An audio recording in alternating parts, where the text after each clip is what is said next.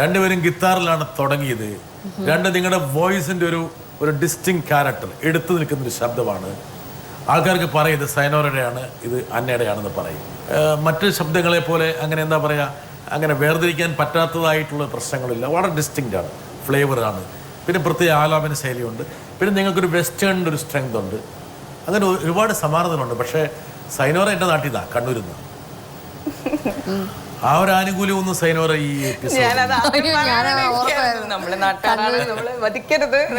സ്നേഹം വേണ്ടേ നാട്ടുകാരാകുമ്പോ. അല്ല, എൻ്റെ ഇടയ്ക്ക് രഞ്ജനിക്ക് ചായ വടം മേടിച്ചു കൊടുത്തിരുന്നല്ലേ? അതിനി വാങ്ങിച്ചു എന്തോ കൈകാര്യം ചെയ്ത പോലെ എനിക്ക് തോന്നി. ശരി, വല്ല തീർച്ചയായിട്ടും വിജയേട്ടൻ ഈ ഒരു സോങ്ങിനെ എന്നെ വിളിക്കുമ്പോ എനിക്ക് ഈ ഒരു പാട്ട് ആക്ച്വലി പാടി കഴിഞ്ഞതിന് ശേഷവും ഇത് പിക്ചറിൽ ഉണ്ടാവുമെന്നാ ഞാൻ സെക്കൻഡ് ചോദിച്ചൊരു ചോദ്യം. വിശ്വസിക്കാൻ പറ്റില്ല. എനിക്ക് വിശ്വസിക്കാൻ പറ്റില്ല എന്ന് പറഞ്ഞാൽ ഭയങ്കര ഒരു സന്തോഷമായിരുന്നു. അതിനൊരു ട്രസ്റ്റ് ഉണ്ടായിരുന്നല്ലോ, അതന്നെ വലിയ കാര്യം.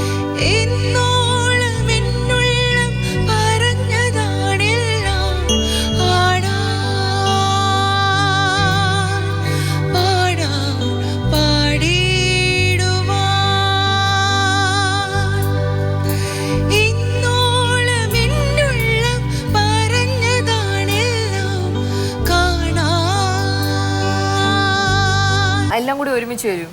അപ്പൊ പാടാനും ഇഷ്ടം, കമ്പോസ് ചെയ്യാനും ഇഷ്ടം, എഴുതാനും ഇഷ്ടം. ഒറ്റടിക്കല്ലേ sometimes tune and the song. ഞാനും അതുപോലെ തന്നെ കമ്പോസിങ് വരുമ്പം എഴുതും, അതെല്ലാം ഇങ്ങനെ സൈമൾട്ടേനിയസ്ലി നടക്കും, ഒരുമിച്ചിട്ടാണ് നടക്കല്. ട്യൂണും വരികളും ഒരുമിച്ച് വരുന്ന ഒരു സമയമുണ്ട്. അപ്പൊ ഭയങ്കര മൂടാ. പിന്നെ പറയാം, ഒന്ന് പറയാം. ഈ മൂഡ് വരുന്നത് ഈ സമയത്ത് അത് ഡിപ്പെൻസ് അല്ല. എന്റെ അധികം ഒരു രാത്രിയൊക്കെ ആകുമ്പോഴാണ് ഇങ്ങനെ ഒരു മൂഡ് വരുന്നത്. രാത്രിയില് കള്ളിയങ്കാട്ടി നീലിയൊക്കെ ഇറക്കുന്ന സമയത്താണ്.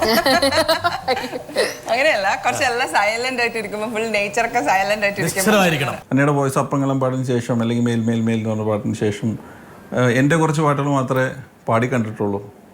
ഇനി വേറെ മ്യൂസിക് ഡയറക്ടേഴ്സ് ഒന്നും പാട്ടുകൾ, അന്നയ്ക്ക് വേണ്ടുന്ന പാട്ടുകൾ, അന്നയുടെ വോയിസ് ഉപയോഗപ്പെടുത്താൻ കഴിയുന്ന രീതിയിലുള്ള പാട്ടുകൾ ഉണ്ടാക്കുന്നില്ല എന്ന് തോന്നിയിട്ടുണ്ടോ? ഇല്ല, ആ അവസരം ഇപ്പൊ നമുക്ക് ഉപയോഗിക്കാം. അല്ലേ സൈനോര? ഞാനില്ല, എന്നെ വിട്ടേക്ക്, ജീവിച്ചു പോയിക്കോട്ടെ. ഞാനില്ലപ്പാ, അങ്ങനെ പറ.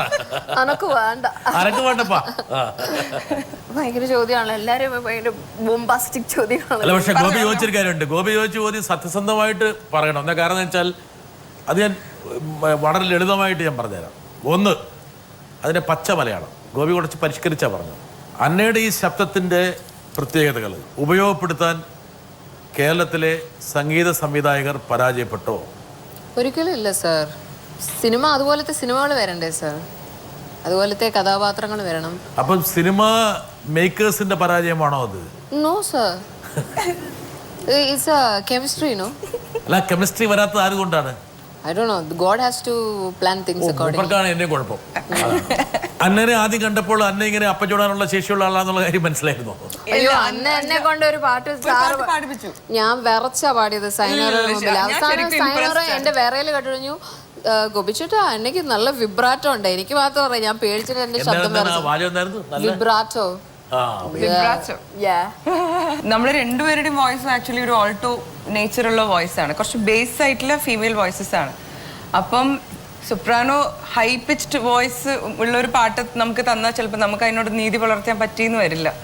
അപ്പൊ നമുക്ക് നമ്മളുടെ ജോണറിൽ നമ്മളുടെ പിന്നെ റേഞ്ചിനനുസരിച്ചിട്ട് കമ്പോസ് ചെയ്യാൻ. സൈനോറ, ഞാൻ ഒരു ചോദ്യം ചോദിക്കട്ടെ. ഒരുപാട് പാട്ടുകൾ ഇങ്ങനെ വന്നു പോയിക്കൊണ്ടിരിക്കുകയാണ്. ഈ പാട്ടുകളൊക്കെ സൈനോറ പലതും സ്റ്റേജിൽ പാടുകാറുണ്ട്. അതെ, മനസ്സിൽ പലപ്പോഴും തോന്നാറില്ലേ, ഈ പാട്ട് ഞാൻ പാടിയിരുന്നെങ്കിൽ എത്രയോ മനോഹരമാകുമായിരുന്നു? അങ്ങനെ പറയാത്ത ഒരു ഗായികയും ഒരു ഗായകനും ലോകത്തുണ്ടാവില്ല. അങ്ങനെ പറഞ്ഞ പാട്ടുകൾ ഏതായിരിക്കും? പറയട്ടെ, ഒരു രണ്ടെണ്ണം പറ. ഞാൻ പറയണോ? അത് കഴിഞ്ഞാൽ എന്നെ കൊണ്ട് പറയിപ്പിക്കാം. അപ്പോഴേക്കും എന്നെ ആലോചിക്കാനുള്ള സമയമുണ്ട്.